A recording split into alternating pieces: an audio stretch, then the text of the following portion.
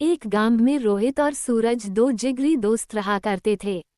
गांव में उनके लिए कोई अच्छा काम नहीं था, इसलिए वो दोनों शहर जाकर काम करने का सोचा और अगले दिन काम की तलाश में निकल गए शहर की ओर। शहर गांव से बहुत दूर था। कई घंटों चलने के बाद दोनों दोस्त एक पेड़ के नीचे आराम करने के लिए बैठे। रोहित सूरज से कहने लगा, शहर अभी भी 4-5 किलोमीटर दूर है। लेकिन सूरज ने कहा, नहीं, शहर मात्र 2-3 किलोमीटर दूर है। इसी बात पे दोनों में बहस होने लगी।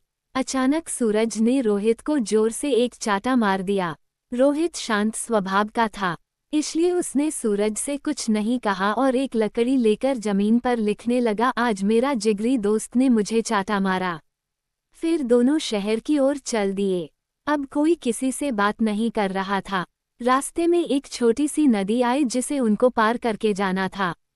सबसे पहले रोहित नदी में उतरा और उसका पैर दलदल में फंस गया। उसने सूरज से मदद मांगी और सूरज जल्दी से भाग के रोहित के पास गया और उसे दलदल से बाहर निकला। फिर दोनों एक साथ नदी पार किया। कुछ दूर जाने के बाद रोहित को एक दीवार नजर आया। उसने एक पत्थर ढूंढ के दीवार पर लिखने लगा, आज मेरे जिगरी दोस्त ने मेरी जान बचाई। ये देखकर सूरज रोहित से कहने लगा, जब मैंने तुम्हें थप्पड़ मारा तो तुमने वहीं पर जमीन में उस बात को लिख दिया, और अपनी जान बचाने की बात तो तुम नदी के किनारे भी लिख सकते थे, तो इतनी दूर इस दीवार पर क्यों लिखा? तब रोहित ने जवाब दिया कि किसी की बुरी बातें या बुरा करा कुछ भी अपने मन में जमा करके नहीं रखना चाहिए। इससे उस इंसान के प्रति हमारे मन में नफरत पैदा होती है। इसलिए जब तुमने मुझे थप्पड़ मारा तो मैंने उसे जमीन पर लिख दिया, क्योंकि कुछ देर बाद हवा चलेगी और वो लिखावट मिट जाएगी।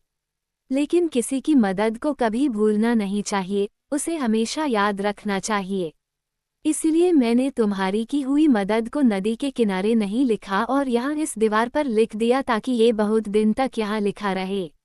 रोहित की जवाब सुनकर सूरज खुश हो गया और रोहित को गले से लगा लिया। फिर दोनों हंसते हंसते एक साथ शहर की ओर जाने लगे।